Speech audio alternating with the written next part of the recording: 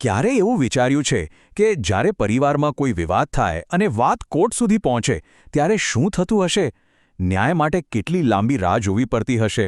આખી પ્રક્રિયા ઘણીવાર બહુ ગૂંચવણભરી અને તણાવવાળી હોય છે. તો ચાલો આજે આપણે ભારતીય ફેમિલી કોર્ટના કેસોની આ જટિલ સમયરેખાને એકદમ સરળ ભાષામાં સમજીએ.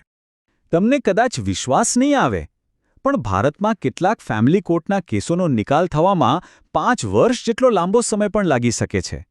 હા, 5 વર્ષ! વિચારો તો ખરા, આ કેટલો લાંબો સમયગાળો છે. તો પછી સૌથી મોટો સવાલ એ થાય છે કે ફેમિલી કોર્ટના કેસ આટલો લાંબો સમય લે છે જ કેમ?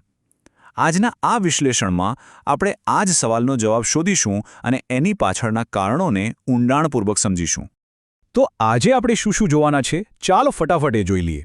સૌથી પહેલાં તો આપણે ફેમિલી કોર્ટ શું છે એ સમજીશું. પછી અલગ અલગ કેસમાં કેટલો સમય લાગે છે એ વિગતવાર જોઈશું. આ વિલંબ પાછળના કારણો શું છે એ જાણીશું. અને છેલ્લે આ બધી માહિતીનો સારાંશ જોઈશું. ચાલો તો શરૂઆત કરીએ. હવે જુઓ, કોઈપણ કેસની ટાઈમલાઈન સમજવી હોય તો એના પહેલાં એ જાણવું પડે કે ફેમિલી કોર્ટ છે શું અને એનું કામ શું છે. બરાબર ને? કારણ કે આ જ તો પારિવારિક વિવાદોના ઉકેલનો મુખ્ય પાયો છે. તો ફેમિલી કોર્ટ એટલે ખાસ પ્રકારની અદાલત જેની સ્થાપના 1984ના ફેમિલી કોર્ટ્સ એક્ટ હેઠળ કરવામાં આવી હતી. એનો મુખ્ય હેતુ શું? તો કે લગ્ન અને પરિવારને લગતા જે પણ વિવાદો હોય, જેમ કે પતિ-પત્ની વચ્ચેના ઝઘડા, એને ઉકેળવાનો. હવે આ કોર્ટમાં કેવા કેવા કેસ ચાલે? તો જુઓ, સામાન્ય રીતે છૂટાછેડાના કેસ, ભરણપોષણ માટેના કેસ, બાળકની કસ્ટડી કોને મળશે એના કેસ અને ઘરેલું હિંસાને લગતા કેસ, આ બધા મુખ્ય કેસ અહીંયા ચાલતા હોય છે. ચાલો હવે આવીએ આપણા આજના વિશ્લેષણના સૌથી મહત્વના ભાગ પર, એટલે કે કયા કેસમાં ખરેખર કેટલો સમય લાગે છે. ચાલો એની વાત કરીએ. સૌથી પહેલાં વાત કરીએ મ્યુચ્યુઅલ ડિવોર્સની. આનું ગુજરાતી થાય પરસ્પર સંમતિથી છૂટાછેડા. આ નામ પરથી જ ખબર પડી જાય કે જ્યારે પતિ અને પત્ની બંને અલગ થવા માટે રાજી હોય અને સમજૂતીથી છૂટાછેડા લેવા માંગતા હોય ત્યારે આ કેસ ફાઇલ થાય છે. અહીંયા મુખ્ય વસ્તુ છે બંનેની સંમતિ. આવા કેસમાં સામાન્ય રીતે 6 મહિનાથી માંડીને 1 વર્ષ જેટલો સમય લાગી શકે છે. હવે આમાં 6 મહિના તો ઓછામાં ઓછા લાગે જ, કારણ કે કાયદામાં જ 6 મહિનાનો કુલિંગ ઓફ પીરિયડ રાખવામાં આવ્યો છે. એટલે કે બંને પક્ષોને પોતાના નિર્ણય પર ફરીથી વિચારવા માટે થોડો સમય આપવામાં આવે છે. હવે આનાથી બિલકુલ ઉલટું, એટલે કન્ટેસ્ટેડ ડિવોર્સ. આમાં શું થાય? તો કે પતિ-પત્ની વચ્ચે ઝઘડો હોય, વિવાદ હોય અને બંને એકબીજા સામે કેસ કરે. અહીંયા સંમતિ નહીં પણ સંઘર્ષ હોય છે.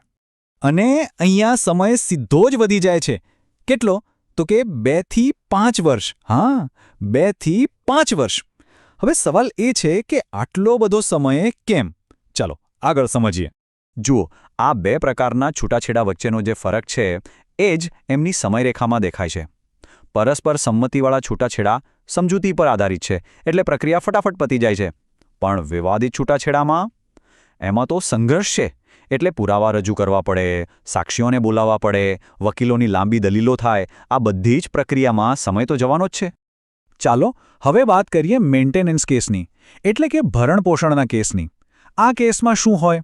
તો કે જીવન નિર્વાહના ખર્ચા માટે નાણાકીય મદદ માંગવામાં આવે છે. મોટાભાગના કિસ્સાઓમાં પત્ની દ્વારા ફોજદારી કાર્યરીતિ સંહિતા 1973ની કલમ 125 હેઠળ આ કેસ કરવામાં આવતો હોય છે. આવા કેસને પૂરા થવામાં સામાન્ય રીતે 6 મહિનાથી 2 વર્ષ જેટલો સમય લાગી જાય છે. પણ અહીંયા એક બહુ જ મહત્વની વાત છે. કોર્ટ કેસનો અંતિમ ચુકાદો આવે એ પહેલાં તાત્કાલિક રાહત માટે વચગાળાનું ભરણપોષણ એટલે કે ઇન્ટેરિમ મેન્ટેનન્સનો ઓર્ડર કરી શકે છે. હવે આવે છે ચાઇલ્ડ કસ્ટડીના કેસ. આ ખૂબ જ સંવેદનશીલ કેસ હોય છે. આમાં એ નક્કી કરવામાં આવે છે કે છૂટાછેડા પછી બાળક કોની સાથે રહેશે. અને એક વાત યાદ રાખવા જેવી છે કે આવા કેસોમાં કોર્ટનું એકમાત્ર ધ્યાન બાળકના ભલા પર હોય છે. તો બાળકની કસ્ટડી મેળવવા માટેની જે કાનૂની લડાઈ છે એમાં 1 થી 3 વર્ષનો સમય લાગી શકે છે. અને આ સમય એટલા માટે લાગે છે કારણ કે કોર્ટ ઉતાવળ નથી કરતી. એ બાળકના ભવિષ્ય સાથે જોડાયેલા દરેક પાસા પર બહુ જ ધ્યાનથી અને કાળજીપૂર્વક વિચાર કરે છે. તો આપણે શરૂઆતમાં જે સવાલ પૂછ્યો હતો એના જવાબ તરફ હવે આપણે આગળ વધી રહ્યા છીએ. આખરે આ કાનૂની પ્રક્રિયામાં આટલો બધો વિલંબ કેમ થાય છે? ચાલો એની પાછળના કારણોને જરા ઊંડાણથી જોઈએ. જુઓ, આ વિલંબ પાછળ કોઈ એક નહીં પણ ઘણા બધા કારણો છે. પહેલું તો કોર્ટમાં વારંવાર તારીખો પડે છે. પછી પુરાવા એકઠા કરવાની આખી પ્રક્રિયા બહુ લાંબી હોય છે. ઘણીવાર સાક્ષીઓ સમયસર હાજર નથી થતા. અને સૌથી મોટું કારણ, આપણી અદાલતો પર કેસોનો એટલો બધો બોજ છે કે દરેક કેસને પૂરતો સમય ફાળવવો મુશ્કેલ બની જાય છે. આ બધું ભેગું થઈને પ્રક્રિયાને ધીમી પાડી દે છે. અહીંયા એક વાત એ પણ જાણવા જેવી છે કે કોર્ટમાં લાંબી લડાઈ શરૂ થાય એ પહેલાં ઘણા કેસોમાં કોર્ટ મધ્યસ્થી એટલે કે મીડિયેશનથી મામલો સુલઝાવવાનો પ્રયત્ન કરે છે.